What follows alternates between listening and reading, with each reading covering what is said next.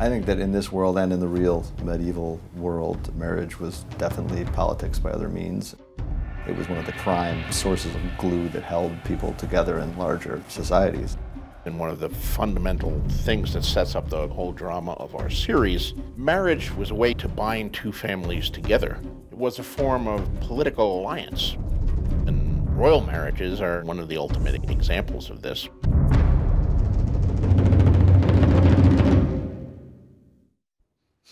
The gods are good.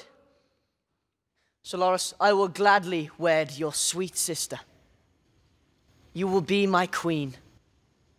And I will love you from this day until my last day. The real bomb that goes off in King's Landing in season 3 is the arrival of the Tyrells. They're very powerful, they're very wealthy, and they control a lot of cards. So the family dynamic between the Lannisters and the Tyrells is quite charged. Joffrey and Marjorie's marriage had nothing to do with love or even affection. It was purely about stabilizing the kingdoms and lessens the chance of some kind of uprising that we saw start to take place in season 2. Tell me what you think of her. With the Tyrells beside us, we'll crush the Northerners, hang their lords, burn their strongholds, sow their fields with salt, and no one will think of rebelling for another century. He's not even thinking of Marjorie as a woman. He's thinking of her as an abstract principle that will help further their family's political aim. It just makes Tywin's job much, much easier. The Tyrells allow them to solidify their hold on the south. I have 7 kingdoms to look after, and 3 of them are in open rebellion. His prime objective is to ensure the survival of the Lannisters and to maintain the status quo, and only change it for the betterment of him and the rest of the Lannister clan. And the way to ensure your legacy and so forth is through marriage. For the Tyrells, I think the idea that their eldest daughter is going to be queen is immensely attractive. Marjorie's clearly got a hunger and is incredibly ambitious. Do you want to be a queen? No. I want to be the queen. Marjorie knows exactly how to play the game better than almost anybody else. She, of course, is the granddaughter of one of the great matriarchs in our world, Olenna Tyrell. She is the mother of the present Lord of Highgarden, Mace Tyrell, and she is a very sharp lady. I want you to tell me the truth about this royal boy. We've heard some troubling tales. Is there any truth to them? Sansa's an interesting girl. You know, she's beautiful and comes from a famous family, and I want to find out about all sorts of levels of information, definitely. I think they want to get to the top, by hook or by crook. That's part of the fun, isn't it? She realizes that Sansa is a very valuable piece in the Game of Thrones. So far as the realm knows, Bran and Rickon are dead. Therefore, if Robb Stark falls, Sansa Stark is the key to the North. I believe I have a possible solution. Their plan is to get Sansa to marry Sir Loras, the Knight of Flowers, but there are a lot of spies, there are a lot of listening ears, so before they can really put their plan in motion, the Lannisters get wind of this. We need to act first and kill this union in its crib. And how do we do that? We find Sansa Stark a different husband. Wonderful. Yes, it is. Tyrion is in love with Shay at this moment, but he's forced into this marriage that I really don't want to be a part of. But at least if he marries Sansa, he can protect her, especially from Joffrey. All we have to do is get a son in the Stark girl. He'll be Lord of Winterfell one day. You can rule the North in his name. You'll have 2 women and a whole kingdom of your own. And then Tywin turns the tables onto Cersei and says she has an arranged marriage as well. I am Queen Regent, not some brood mare. You're my daughter! You will do as I command, and you will marry Loras Tyrell. And put an end to the disgusting rumors about you, once and for all. My children. Now the Lannisters will control the South as well as the North, as well as the Iron Throne. It's all for the glory of House Lannister.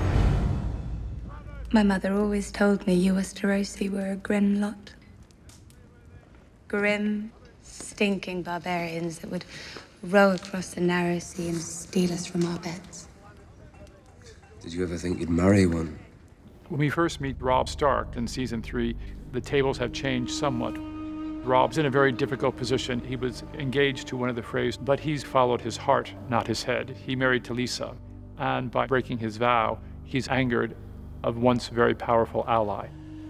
If I had the sense that gods gave a fish, I'd hand you both over to the Lannisters. Why don't you? Stark, Tully, Lannister, Baratheon. Give me one good reason why I should waste a single thought on any of you. Walder Frey could have remained neutral in this conflict, and that had its own risks, but he saw an opportunity to vastly enhance the prestige of House Frey, and he took it. So now what he cares about is the political contract that was violated. This is not a world where the idea of marrying for love makes any sense to anybody.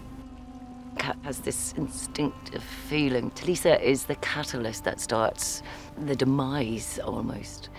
For a king to break his word is something that she just cannot really accept, because in this world, nothing goes unanswered. Walder Frey is a dangerous man to cross. You arranged it. And you agreed to it. You gave him your word. Treat your oaths recklessly, and your people will do the same. The decision to marry Talisa definitely divided Robb's bannermen. They're going to be the people who said, I pledge my allegiance to this person and I'm going to stick with him no matter what. They're also going to be the people who wonder, maybe I need to reassess who he is as a leader. You don't think we can win? I think you lost this war the day you married her. After Robb married Talisa, I think things changed. We lost some of our men, my army, are angered at that, and it's the one dishonourable thing that I feel Robb has done since we've got to know him. I need men to replace the Carstags who marched home. There is only one person in this kingdom with that kind of army who hasn't already sided with the Lannisters. The man whose daughter I was supposed to marry. Walder Frey. Robb not only deprived Walder of the chance to see his daughter as queen, but also Walder's still guilty of rebelling against Tywin and the Iron Throne, and that puts Walder Frey and his entire family at risk. So something that Robb has to try to do is mend a lot of broken bridges and see if he can repair the damage that he's done by a lot of bad decisions. We will do whatever we can to give Lord Frey what he needs. Not what. Whom? Our father requires Lord Edmure to wed one of his daughters. He was due a king to marry one of his daughters to, and Edmure Tully, while he is the important person in his own right and is the heir of the Tully household, it's still kind of a door prize in the political marriage race. I've won every battle, but I'm losing this war. If we don't do this and do it now, we're lost.